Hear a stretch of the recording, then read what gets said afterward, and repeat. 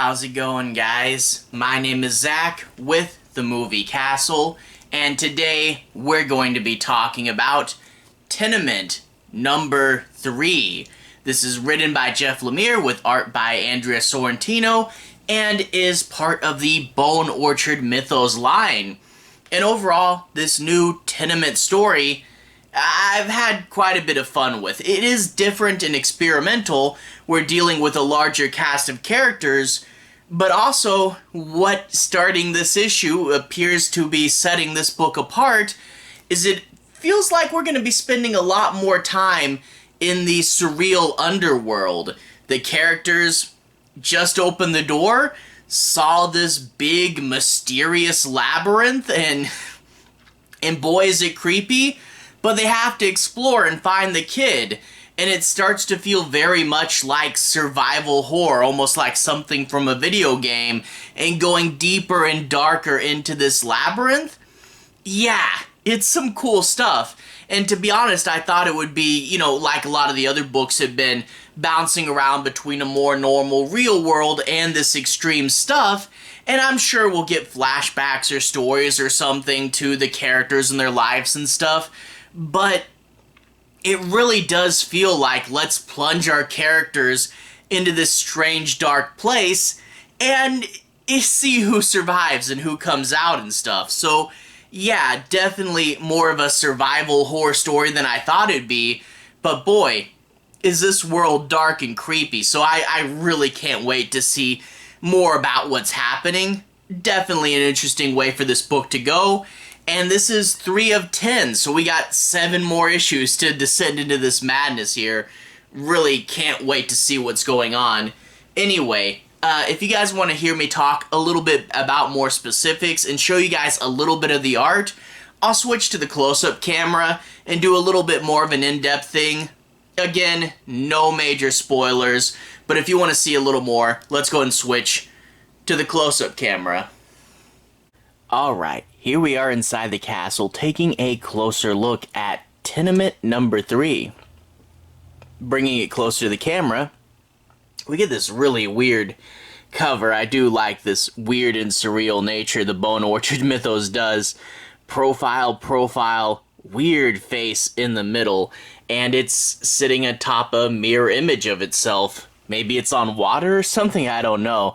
But yeah, weird imagery. Image logo in red, Tenement logo in red, and number 3 right here. Back is once again a photo of the apartment building, and we get 00311, rated M for mature, $3.99, cover by Andrea Sorrentino. That's cool. And if we flip it open, we get the credits page. Again, Lemire and Sorrentino are listed as creators without any distinguishing things between the two of them, which is an interesting step. After that, we get the story proper. Now, I'm not going to be doing any major spoilers, but I do want to say my piece on a few plot points and make sure you guys have a basic understanding as to what the book's about. So we'll talk a little bit about the book in order to do more of a review, but I won't go too terribly far or show more than I have to. Anyway, we open up with this father chasing his family around with a knife. Feels a lot like The Shining, but this is somewhere in the past and we don't know when this happened, although we know where this happened. So yeah, the place has a dark history and it's like, does it attract evil people or does it make people evil just with its atmosphere? But the group has seen what's beyond the door, and they start to argue about it. The guy goes, what did he just dig in his apartment? And they're like, that makes no sense, because we can clearly see where the other floors should be, so I don't know how this exists. But the mother will say, my child's down there, even if it's dangerous, I gotta go save him.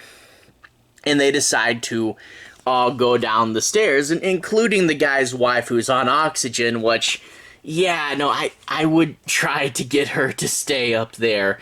But they all decide to go down the stairs, and we do get a pretty nice wide. It's a little hard to see on camera, but fly on the big statue and these steps with all our characters going down, and the mysterious label Floor 7. That will come in a minute.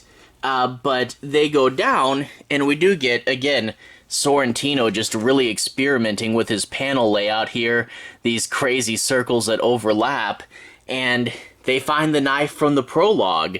So yeah, now they A, have a weapon, but B, we know that the past is tied down here somehow, and as they begin to explore, they're going to see a level with various rooms on it, and they're going to search around, and the mother's going to call out, and she'll think she hears something, but of course, it's not going to be her son, and things are going to get dangerous and crazy.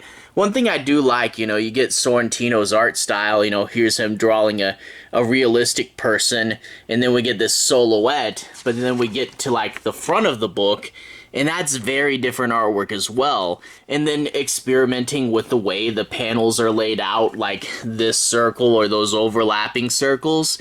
Really good artwork, and going essentially deep and into the further, like, we got 10 issues in this book, and we're gonna go deep down, dark, and crazy. I was thinking it would be more of the human normal world problems, because a lot of the other Bone Orchard Mythos were balanced out, but I'm thinking we're gonna spend a lot of time in the underworld here, and that's going to be kind of like a weird survival horror book. Man, I don't know. I am overall, though, really excited for this. Lemire and Sorrentino, this whole run has been great, and I really do like it. Can't wait for the next one. You gotta love this stuff. Anyway, to everyone who's watched so far, thank you for watching. To everyone who's liked and subscribed, thank you. You really are helping the channel out. I'll leave a relevant playlist on the bottom. It should be my Bone Orchard Mythos playlist, where you can see me talk about the past. I talked about the last 2 issues of this. I talked about the one with the lighthouse. And what was 10,000 Black Feathers? That was its name. Yeah, I talked about all the past ones. Anyway, have a good day. I'll see you guys again very, very soon. Relevant playlist on the bottom. Have a good day now.